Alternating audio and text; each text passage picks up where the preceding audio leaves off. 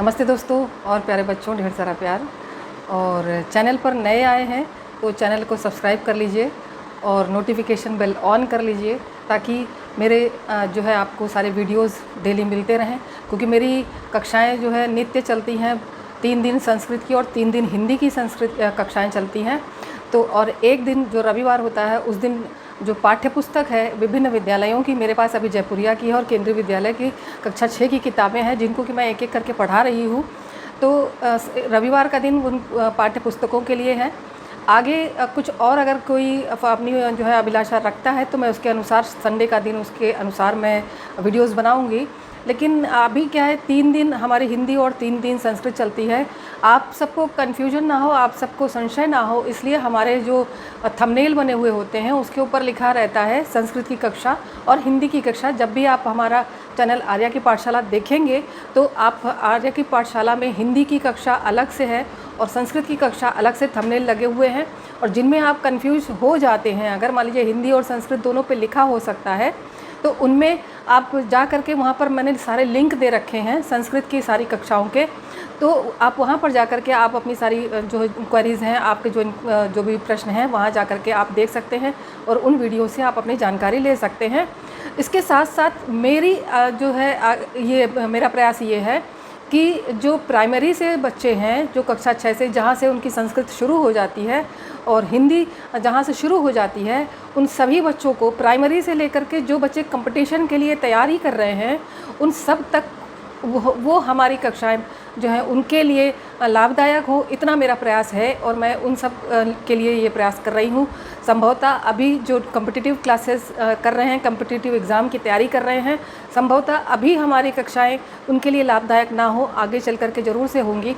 अभी प्राइमरी बच्चों के लिए ये जो लाभदायक ज़रूर से होंगी, आगे मैं उनके अनुसार भी अपने वीडियोस बनाती रहूँगी। आप जो है इस चीज़ के साथ साथ चलते रहिएगा और मुझे बताते चलिएगा कि आपको हमारी कक्षाएं कैसी लग रही हैं। इसी के साथ साथ मैं आज शुरू करती हूँ शब्द रूप।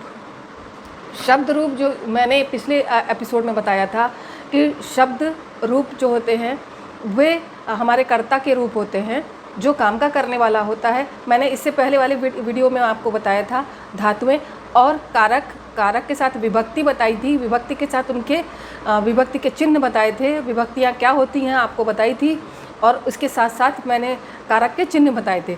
तो कारक आपको समझ में आ गया होगा उस एपिसोड को देख करके कि कारक क्या होते हैं। कारक मैं फिर से यहाँ पर एक शॉर्ट मतलब एक संक्षिप्त में मैं आपको बता देती हूँ कि कारक उसको कहते हैं जो काम का करने वाला हो, उसको कारक कहते हैं। और कारक विभिन्न जो है विभक्तियों में विभिन्न कार्य की अवस्थाओं के अनुसार उसको हम उसको विभक्तियों में विभाजित करते हुए लिख सकते हैं, उनके वचनों के अनुसार विभाजित करते हुए लिख सकते हैं।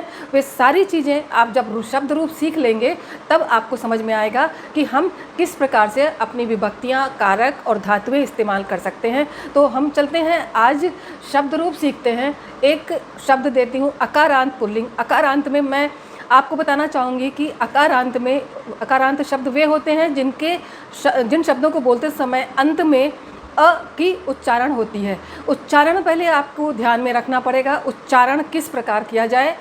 शब्द रूप का उच्चारण बहुत ही भली प्रकार से होना चाहिए। आपकी जिह्वा इतनी स्पष्ट होनी चाहिए कि आपके उच्चारण का जो तरीका है उस तरीके के अनुसार ही आप ये समझ लें या सामने वाला ये समझ ले कि आप कहना क्या चाहते हैं। तो शब्द का उच्चारण जब हम करते हैं तो उसके अंत में, जब किसी भी शब्द का उच्चारण किया उसके अंत में जब अकार आता है, अकार में अ आ जाता है, छोटा आ जिसको कहते हैं वो आता है, उसकी ध्वनि हमें समझ में आती है। जैसे कि बालक, अ आया, बालक बोला तो अ का जो है हमें यहाँ पर ध्वनि समझ में आई। तो इसको बालक अकारांत पुल्लिंग शब्द हुआ क्योंकि बालक है।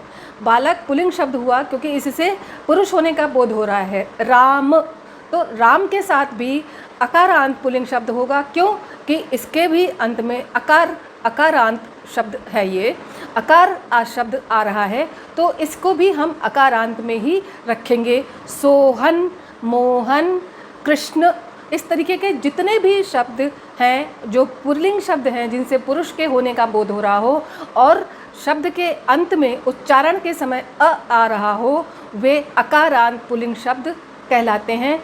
तो यहाँ पर कुछ शब्दों के नाम मैं लिखूँगी, वे शब्द जो यहाँ पर मैं पूरा एक रूप लिख दूँगी, आप उसको नोट कर लीजिएगा, ये याद कर लीजिएगा, वो उसी के अनुसार सारे रूप चलेंगे।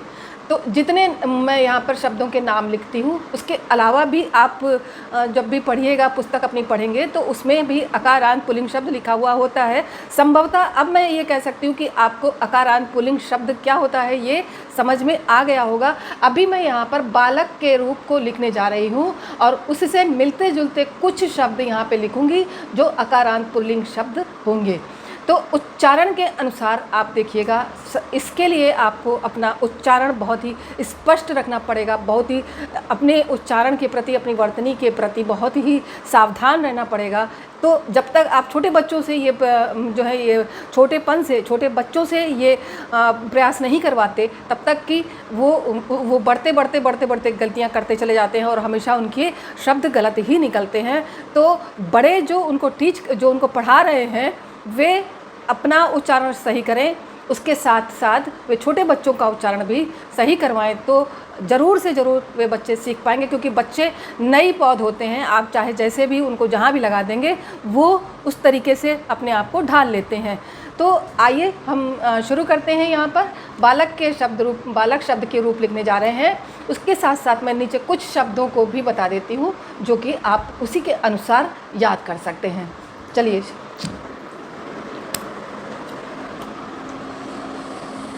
एक चार्ट बना लेंगे हम। आपको बताया था पिछली बार कि बिना चार्ट के हम शब्द रूप या धातु नहीं लिख सकते, तो हमने एक चार्ट बना लिया। यहाँ पर इस चार्ट में हमें मैंने वचन के अनुसार यहाँ पर मैंने लिखा है। ये तीन मैंने कॉलम बनाए, 1 2 3 खाने बन गए हैं और ये खाना एक्स्ट्रा है, इसमें हम विभक्तियाँ लिखेंगे। ये यहाँ पर विभक्ति जो मैंने कल बताई थी विभक्ति, वो ये विभक्ति है। विभक्ति हुई प्रथमा विभक्ति का कर्ता था ना, कर्ता ने, चिन्ह था ने और ये कर्ता था प्रथमा। और वचन एक, पहले खाने में हम लिखेंगे एक वचन, दूसरे खाने में लिखेंगे द्विवचन और तीसरे खाने में लिखेंगे बहुवचन।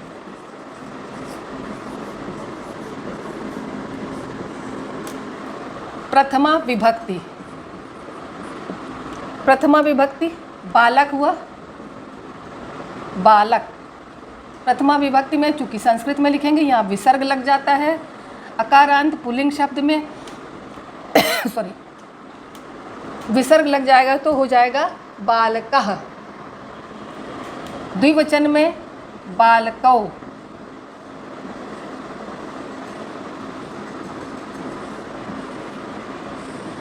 बालकः बालकौ। बहुवचन में आया बालकाः।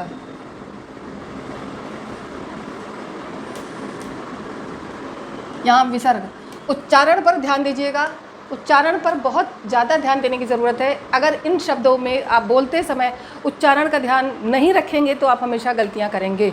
जैसे कि कोई भी शब्द अगर हम बोल रहे होते हैं, उसके जब भी कोई आप संस्कृत में शब्द देखिएगा, शब्द के अंत में कोई भी शब्द दिया हुआ हो उसके अंत में हलंत लगा हुआ है और हलंत का शब्द जो होता है उसको आधा शब्द माना जाता है। और अगर आप उसको आधे शब्द की तरह नहीं बोलेंगे तो उच्चारण अशुद्ध है और शब्द आपका गलत हो जाएगा। क्योंकि अगर आपने उसको मान लीजिए बालकम लिखना है और हलंत नहीं लगाया तो उच्चारण उसका बालकम हो जाएगा और आप उसी तरीके से लिख देंगे और गलत हो जाएगा। जो कि इस चीज़ का ध्यान रखना बहुत ज़्यादा ज़रूरी है। आगे इन सब चीज़ों के विषय में भी हम डिस्कस करेंगे।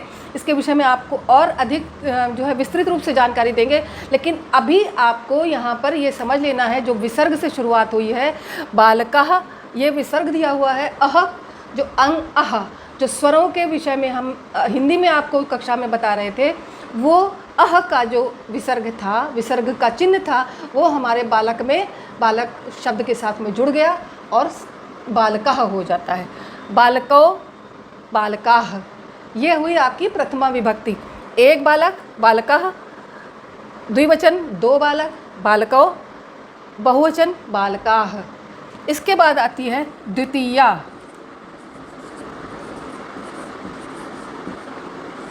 द्वितीया विभक्ति बालकम,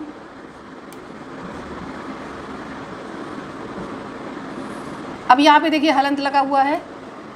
अब अगर हम इस हलंत को मिटा देते हैं, हटा देते हैं, तो ये शब्द गलत है।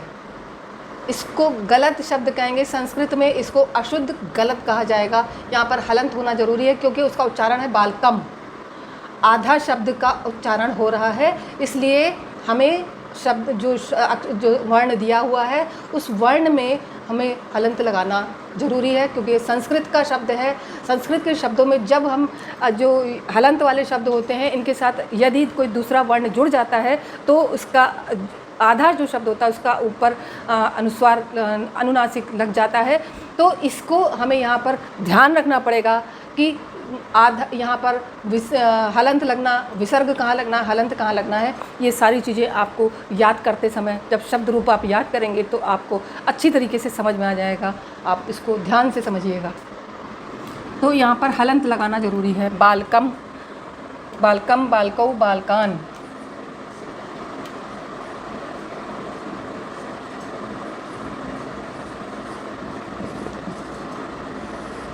बालकान।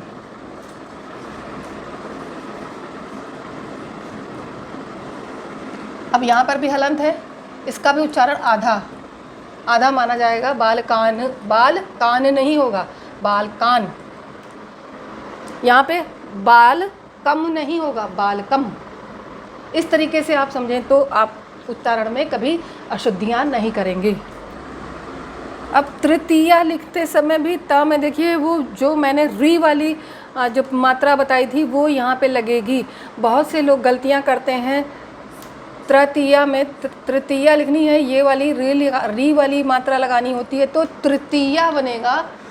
मैं घुमाती हूँ कैमरा, तो तृतीया बनेगा, ना कि तृतीया। लोग जैसा भी बोलते हैं ऐसे लिखा, ता लिखा और नीचे ऐसे लगा दिया, ये तो त्र बन गया। अब ये त्र गलत है, तृतीया बोलना है तो त्र लिख दिया। अब बोलेंगे क्या, तृतीया। जब तृतीया बोल रहे हैं तो त में री की मात्रा लग रही है, ये जो ऐसे घुमा के मैंने लगाई, तृतीया, तृतीया नहीं है, वो गलत है।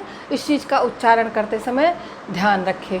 तो आज हमारी जो कक्षा है उच्चारण की है, शब्द रूप की है। उच्चारण का बहुत ज़्यादा ध्यान आपको हमेशा संस्कृत में रखना पड़ेगा, तभी आप पूरी तरीके से आप अच्छी तरीके जो है जब भी आप लिखेंगे तो शुद्ध शब्दों का, शुद्ध वर्णों का इस्तेमाल करेंगे, अन्यथा आप गलतियां करते रहेंगे।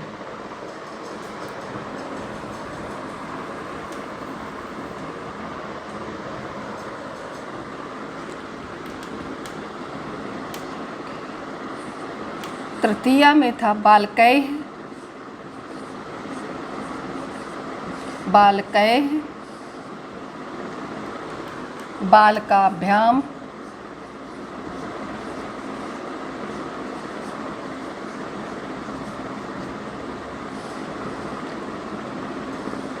अब भा लिखते समय भी बहुतों को मैंने देखा है, भा लिखते हैं ऊपर पूरी लाइन खींच देते हैं। ये भा और माँ का अंतर आपको ध्यान रखना पड़ेगा। धा लिखते हैं ऊपर पूरी लाइन खींच देते हैं, इसका मतलब घा, ध्यान। जब ये भा लिखा गया है, भा के साथ में एक इधर लाइन खींची जाती है और एक इधर, बीच का हिस्सा छोड़ दिया जाता है, तो तब वो भा है, अन्यथा माँ है। तो लेखन की त्रुटियाँ, उच्चारण की त्रुटियाँ जब तक आप करते रहोगे तब तक आपको संस्कृत में पूरे नंबर नहीं मिलेंगे और अच्छी तरीके से आपको समझ में नहीं आएगा।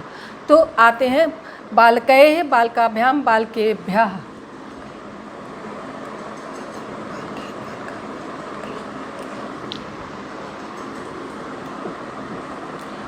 बालकेन, यहाँ गड़बड़ हो गई।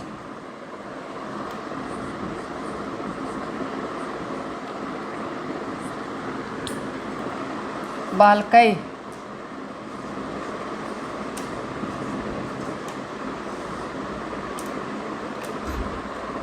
चतुर्थी है।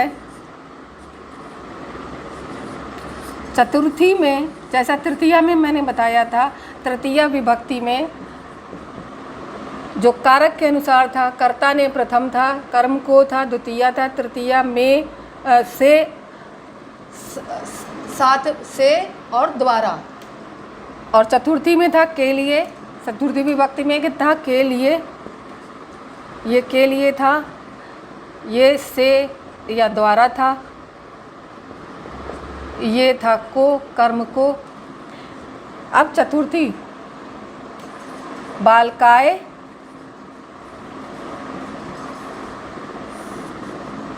बालकाभ्याम, क्योंकि यही सेम रहेगा यहाँ पे, तो हमने ये निशान लगा दिया है कि यही रहेगा। बालकाभ्याम, बालकेभ्यः,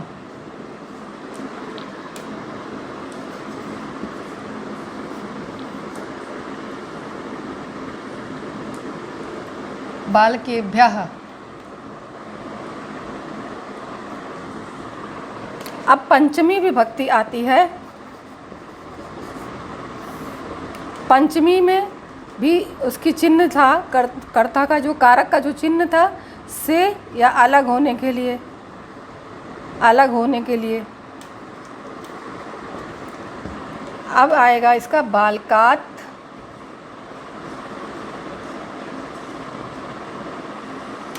हलंत का ध्यान रखना है। बालकात, बालकाभ्याम, ये भी यहाँ पे एक सा ही रहेगा। बालकेभ्यः यहाँ एक सा रहेगा, बालकेभ्यः। अब आएगा संबंध का की के, षष्ठी विभक्ति। ये षष्ठी विभक्ति। बालकस्य,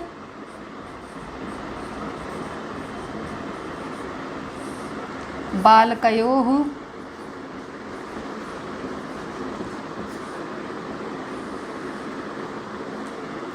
बालकानां।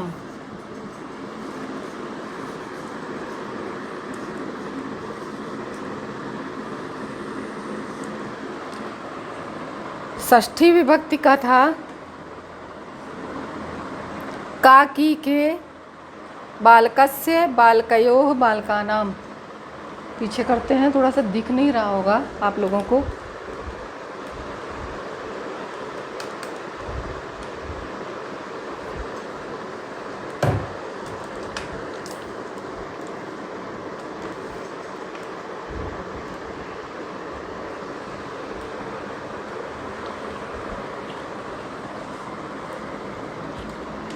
अब आएगा सप्तमी। इसका था चिन्ह में और पर, पेड़ पर, कमरे में, इस प्रकार से जब आते हैं शब्द तो वहाँ पर सप्तमी लगती है। मेज पर, कुर्सी पर, बाल्टी में, इस प्रकार से जहाँ पर आ जाएगा वहाँ पर सप्तमी आएगा। तो आएगा बालके,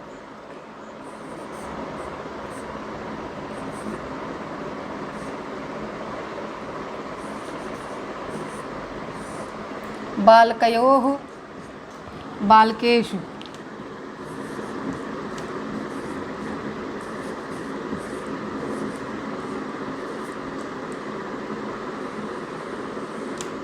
बालकेषु। अब आएगा संबोधन।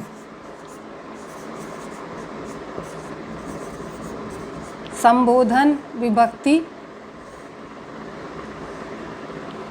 में था हे, रे, अरे, आह, ओह इत्यादि। संबोधन, ये चिन्ह दिए हैं मैंने सारे आपको, किनारे सारे चिन्ह दे दिए हैं। ये चिन्ह हैं, ये जब विभक्तियां हैं और ये रूप हैं। संबोधन का जो चिन्ह होता है वो ये था, मैंने आपको बताया था, वो यहाँ लग रहा है। इसको हम यहाँ से मिटा दे रहे हैं क्योंकि यहाँ पर नहीं लगाते, मैंने आपको बताया है केवल। ठीक, अब आएगा ये वाला रूप यहाँ आ जाएगा, हे बालक, संबोधन का चिन्ह, हे के साथ संबोधन का चिन्ह, हे बालक। अब यहाँ विसर्ग लगेगा चूँकि संस्कृत का हे बालकः, तो तिया का यहाँ पे आ जाएगा हे बालकौ, हे के साथ संबोधन का चिन्ह बालकौ।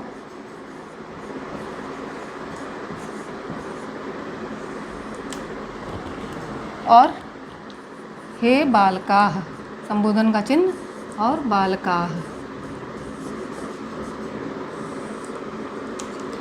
तो ये आपके सारे रूप हो गए, शब्द रूप। इसके अलावा मैं ऊपर और लिख देती हूँ यहाँ पर कौन कौन से शब्द रूप चलेंगे साथ में। वानर है, महेश है, शिव है, शंकर है, इसी की तरह चलेंगे। राम है, सोहन, मोहन, कृष्ण, श्याम,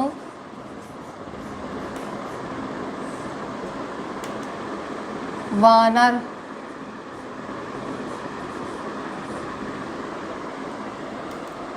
सुत,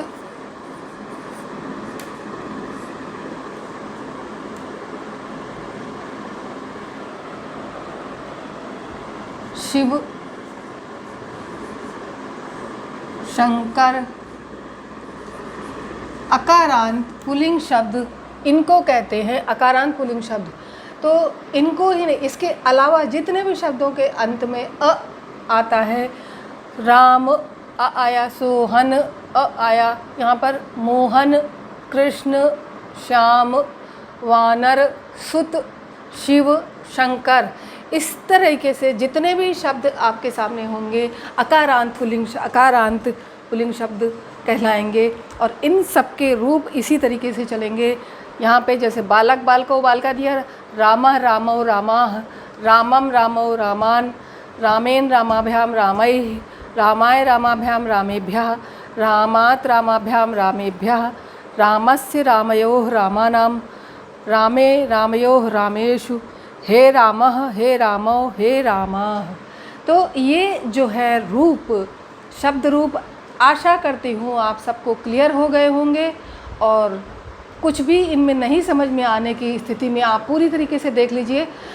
इसमें कुछ भी ना समझ में आने की स्थिति में आप पूरी तरीके से कुछ भी क्वेश्चन आप पुटअप कर सकते हैं, उसमें कमेंट बॉक्स में लिख सकते हैं। कुछ जानकारी चाहिए हो तो आप पूछ सकते हैं। और चैनल को सब्सक्राइब कर लीजिएगा और नोटिफिकेशन बेल ऑन कर लीजिएगा। आगे और नए नए वीडियोस के लिए आपको जो है मिलते रहेंगे। और चलिए आगे मिलते हैं अगली कक्षा में। उसमें पुस्तक का जो है पाठ पढ़ाया जाएगा। और जिसकी भी पुस्तक कल लगी होगी वो मेरे हिसाब से कल तो जयपुरिया की ही है, तो कल चलते हैं तो जयपुरिया की पुस्तक का प्रथम पाठ कल पढ़ेंगे। पिछली संडे को हमने जो है मंगलम पढ़ा था, कल प्रथम पाठ पढ़ेंगे। तो तब तक के लिए देखने के लिए बहुत बहुत धन्यवाद। आपने देखा, बहुत मेहनत की, मैंने भी बहुत मेहनत की आपको सिखाने के लिए। तो चलिए नमस्कार और फिर मिलेंगे।